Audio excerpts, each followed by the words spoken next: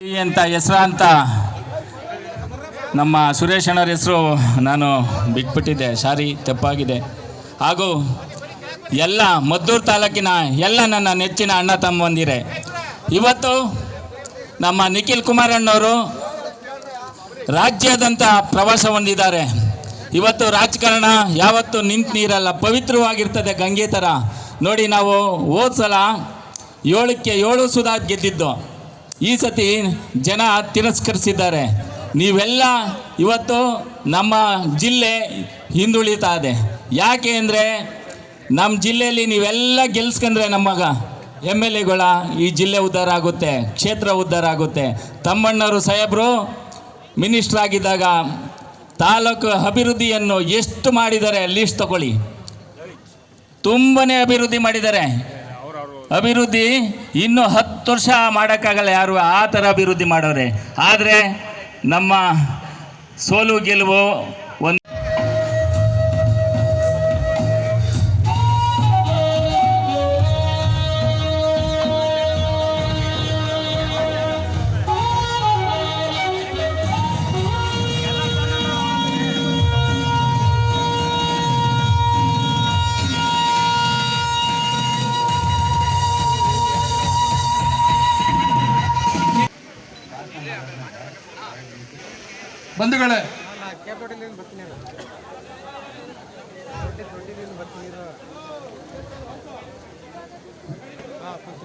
ಬಂಧುಗಳೇ, ಜನರೊಂದಿಗೆ ಜನತಾ ದಳ ಮಿಸ್ ಕಾರ್ಡ್ ಅಭಿಯಾನ ಸದಸ್ಯತ್ವ ನೋಂದಣಿ ಕಾರ್ಯಕ್ರಮಕ್ಕೆ ಈ ದಿನ ನಮ್ಮ ಮದ್ದೂರು ಕ್ಷೇತ್ರದಿಂದ ನಮ್ಮ ಜಿಲ್ಲೆಯಲ್ಲಿ ಪ್ರಾರಂಭವಾಗಿದೆ. ಈ ಒಂದು ಭವ್ಯವಾದ ಕಾರ್ಯಕ್ರಮಕ್ಕೆ ನಮ್ಮ ಮುಖಂಡರು, ಮಾಜಿ ಮಂತ್ರಿಗಳು, ನಿಮ್ಮೆಲ್ಲರ ನಾಯಕರು ಆದ ಡಿ ತಮ್ಮಣ್ಣ ಅಪ್ಪಾಜಿಯವರು ಈ ಕಾರ್ಯಕ್ರಮನ ಅಧ್ಯಕ್ಷತೆಯನ್ನು ವಹಿಸ್ಕೊಂಡು ಯಶಸ್ವಿಯಾಗಿ ನಡೆಸ್ಕೊಡ್ಬೇಕಂತ ಕೇಳಿಕೊಂಡ ಅವರನ್ನು ನಾನು ಹೃದಯಪೂರ್ವಕವಾಗಿ ತಮ್ಮೆಲ್ಲರ ಪರವಾಗಿ ಸ್ವಾಗತವನ್ನು ಕೋರುತ್ತೇನೆ.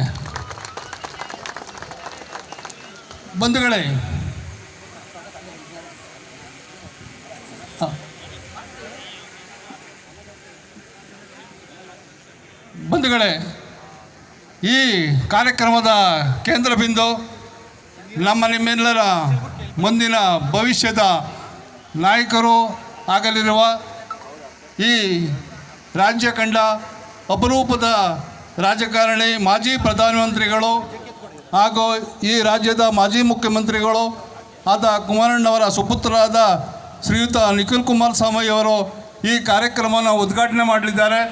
ಅವರಿಗೆ ನಮ್ಮ ಮದ್ದೂರು ನಿಮ್ಮ ಮನೆಯವನು, ನಾನು ನಿಮ್ಮವನು, ನಿಮ್ಮ ಮನೆಯವನು, ನಿಮ್ಮ ಕಂಬನಿ ಬರಸುವ ಮಗನು, ನಿಮ್ಮ ಚಿಂತೆಯ ಮರೆಸುವ ಮಗನು, ನಾನು ನಿಮ್ಮವನು, ಸೇವೆಗೆ ದುಡಿಯುವೆ ನಾನು.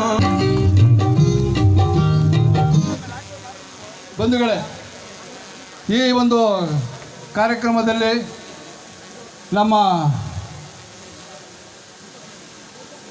DT ಸಂತೋಷ್ ತಮ್ಮಣ್ಣವರು, ಯುವ ಮುಖಂಡರು ಈ ಒಂದು ನಮ್ಮ ವಿಧಾನ ಪರಿಷತ್ ಸದಸ್ಯರಾದ ಶ್ರೀಯುತ ವಿವೇಕಾನಂದವರು ಈ ಕಾರ್ಯಕ್ರಮದಲ್ಲಿ ಭಾಗವಹಿಸಿದ್ದಾರೆ. ಅವರಿಗೂ ನಾನು ನಮ್ಮ ಮದ್ದೂರು ಕ್ಷೇತ್ರವನ್ನು ಕೋರುತ್ತೇನೆ. ಮಾಜಿ ಶಾಸಕರು, CST ಘಟಕದ ಅಧ್ಯಕ್ಷರು, ನಮ್ಮೆಲ್ಲರ ಮಾರ್ಗದರ್ಶಕರು ಆದಂಥ ಡಾಕ್ಟರ್ K ಅನ್ನದಾನಿಯವರು ಈ ಕಾರ್ಯಕ್ರಮದಲ್ಲಿ ಭಾಗವಹಿಸಿದ್ದಾರೆ. ಅವರಿಗೂ ನಾನು ಸ್ವಾಗತವನ್ನು ಬಯಸುತ್ತೇನೆ.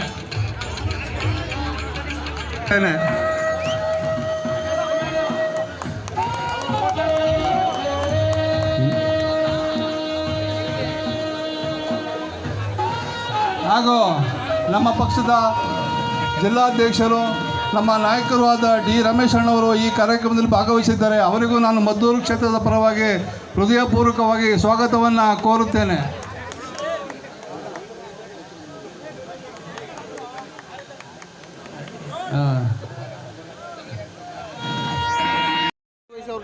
ಸ್ವಾಗತ ಕೋರಿದ್ರೆ ಏನು ಹೇಳ್ತೀರಾ ಸರ್?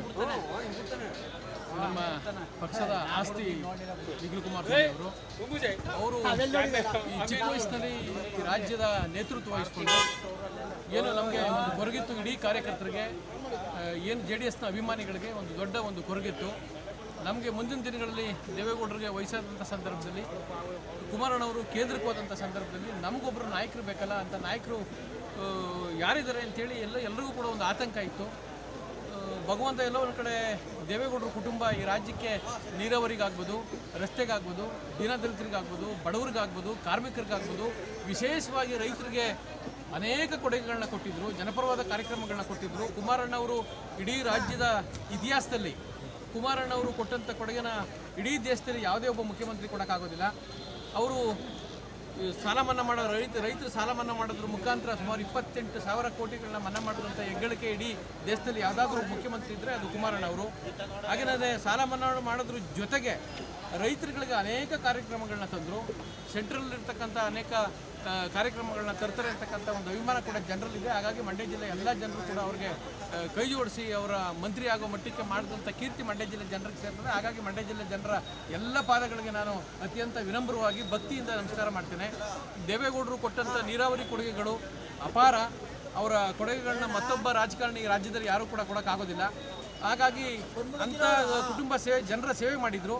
ಆ ಸೇವೆಯ ಪ್ರತಿಫಲವಾಗಿ ಭಗವಂತ ಎಲ್ಲೋ ಒಂದು ಕಡೆ ಆಶೀರ್ವಾದ ಮಾಡಿ ಜನರಿಗೆ ಒಂದು ಆಶಾಕಿರಣವಾಗಿ ನಿಖಿಲ್ ಕುಮಾರಸ್ವಾಮಿ ಅವ್ರನ್ನ ಸೃಷ್ಟಿ ಮಾಡಿ ಕಳಿಸೋಣ ಅಂತೇಳಿ ನಮ್ಮ ಭಾವನೆ. ಹಾಗಾಗಿ ನಿಖಿಲ್ ಕುಮಾರಸ್ವಾಮಿ ಅವರು ಸಮರ್ಥರಿದ್ದಾರೆ. ಈ ರಾಜ್ಯದ ಮುಂದಿನ ಒಂದು ದಿನಗಳಲ್ಲಿ ಚುಕ್ಕಾಣಿನ ಹಿಡಿತಾರೆ. ವಿವೇಕಾನಂದ ಅವರು ಎಲ್ಲ ಒಂದು ಕಡೆ ಹೇಳ್ತಾರೆ, ಸ್ವಾಮಿ ವಿವೇಕಾನಂದರು ಏನು ಯಾವಾಗಲೂ ಗೆಲ್ತಕ್ಕಂಥ ಮನುಷ್ಯ ಅವನು ನಾಯಕ ಆಗ್ತಾನೆ, ಸೋತು ಗೆಲ್ತಕ್ಕಂಥ ಮನುಷ್ಯ ಇತಿಹಾಸ ನಿರ್ಮಾಣ ಮಾಡ್ತಾನೆ ಅಂತಕ್ಕಂಥ ಮಾತನ್ನು ವಿವೇಕಾನಂದ ಅವರು ಹೇಳಿದರು. ಹಾಗಾಗಿ ಅಂಥ ಇತಿಹಾಸ ನಿರ್ಮಾಣ ಮಾಡ್ತಕ್ಕಂಥ ಎಲ್ಲ ಆಶಾಭಾವನೆಗಳು ನಿಖಿಲ್ ಕುಮಾರಣ್ಣವರ ಹತ್ರ ಇದೆ. ಹಾಗಾಗಿ ಮುಂದಿನ ದಿನಗಳಲ್ಲಿ ಅವರು ಈ ರಾಜ್ಯದಲ್ಲಿ, ಈ ದೇಶದಲ್ಲಿ ಇತಿಹಾಸ ನಿರ್ಮಾಣ ಮಾಡ್ತಾರೆ. ಹಾಗಾಗಿ ಅಂಥ ನಾಯಕ ಸಿಕ್ಕಿರ್ತಕ್ಕಂಥದ್ದು ನಮ್ಮೆಲ್ಲರ ಪುಣ್ಯ ಆಗಿ ಅಂತ ಹೇಳ್ತಾ, ಅವ್ರು ಏನು ಈ ಅಭಿಯಾನ ಕಾರ್ಯಕ್ರಮನ ಕೈಗೊಂಡಿದ್ದಾರೋ ಅದಕ್ಕೆ ನಾವು ಕೈ ಜೋಡಿಸೋದ್ರ ಮುಖಾಂತರ ಖಂಡಿತ ನಾವು ಅವ್ರಿಗೆ ಬೆಂಬಲ ಕೊಡ್ತೀವಿ. ಅತ್ಯಂತ ಹೆಚ್ಚಿನ ಮಂಡ್ಯ ಜಿಲ್ಲೆಯಲ್ಲಿ ಮದ್ದೂರು ತಾಲೂಕಿನಲ್ಲಿ 7 ತಾಲೂಕುಗಳಲ್ಲಿ ಅತ್ಯಂತ ಹೆಚ್ಚಿನ ಲೀಡ್ಗಳನ್ನ ಕೊಟ್ಟಿದ್ದು ಕುಮಾರಣ್ಣ ಅವ್ರಿಗೆ. ಅವತ್ತು 58,000 ಮತಗಳನ್ನ ಕೊಟ್ಟಿದ್ದು. ಈಗಲೂ ಕೂಡ ನೋಂದಣಿ ಮಾಡತಕ್ಕಂಥ ಕಾರ್ಯಕ್ರಮವನ್ನು ಕೂಡ ಅತ್ಯಂತ ಹೆಚ್ಚಿನ ಸಂಖ್ಯೆಯಲ್ಲಿ ನಾವು ಮಾಡ್ತೀವಿ ಹಾಗೆ ಅಂತ ಹೇಳ್ತಾ, ಅವರು ಯಾವುದಕ್ಕೂ ಕೂಡ ಎಲ್ಲೂ ಕೂಡ ಹಿಂಜರಿಬಾರ್ದು, ಅವರು ಜೊತೆ ನಾವೆಲ್ಲರೂ ಇರ್ತೀವಿ ಅಂತಕ್ಕಂಥ ಮಾತನ್ನು ಭರವಸೆಯನ್ನು ಕೊಡೋದ್ರ ಮುಖಾಂತರ ಭಗವಂತನಲ್ಲಿ ಅವರು ಮುಂದಿನ ದಿನಗಳಲ್ಲಿ ನಾಯಕತ್ವ ವಹಿಸಲಿ, ಈ ರಾಜ್ಯದ ಚುಕ್ಕಾಣಿ ನೀಡಲಿ, ಈ ದೇಶದ ಚುಕ್ಕಾಣಿಯನ್ನು ಹಿಡಿತಕ್ಕಂಥ ಯೋಗನ ಪರಮಾತ್ಮ ಅವರು ಕೊಡಲಿ ಹಾಗೆ ಅಂತೇಳಿ ಪ್ರಾರ್ಥನೆ ಮಾಡ್ಕೊಳ್ತೀನಿ. Okay, thank you sir. Thank you.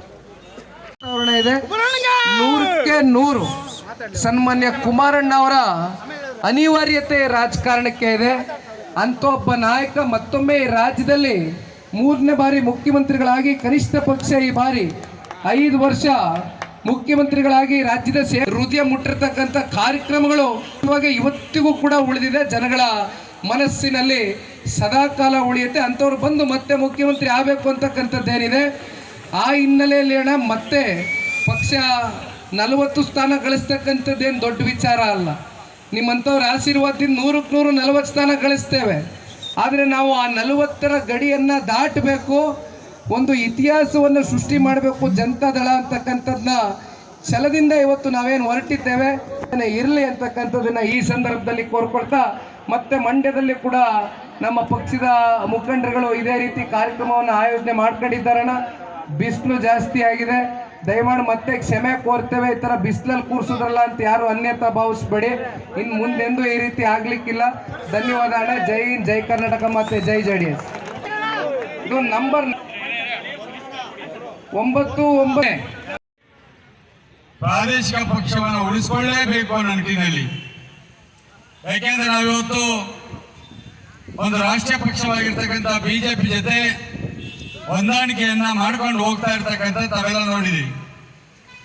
ಕೇಂದ್ರದಲ್ಲೂ ಸಹ ನಮ್ಮ ನೆಚ್ಚಿನ ನಾಯಕರು ಕೇಂದ್ರ ಮಂತ್ರಿಗಳಾಗಿರ್ತಕ್ಕಂಥದ್ದು, ಅದರ ಕೀರ್ತಿ ಮಂಡ್ಯ ಜನತೆಗೆ ಸಲ್ತದೆ ಅಂತಕ್ಕಂಥದ್ದು ಎಲ್ಲರಿಗೂ ಗೊತ್ತಿರ್ತಕ್ಕಂಥದ್ದು. ಈ ಸಂದರ್ಭದಲ್ಲಿ ನಾವು ಅತಿ ಹೆಚ್ಚು ಸದಸ್ಯತ್ವವನ್ನ ಪಡೆದಿರ್ತಕ್ಕಂಥ ಒಂದು ಪಕ್ಷವಾಗಿ ಹೊರಹೊಮ್ಮಬೇಕು ಅಂತಕ್ಕಂಥ ತೀರ್ಮಾನವನ್ನು ನಿಖಿಲ್ ಕುಮಾರಸ್ವಾಮಿ ತೆಗೆದುಕೊಂಡು 58 ದಿವಸಗಳ ಕಾಲ ಇಡೀ ರಾಜ್ಯಾದ್ಯಂತ ಪ್ರವಾಸವನ್ನ ಮಾಡ್ತಾ ಇರ್ತಕ್ಕಂಥದ್ದು.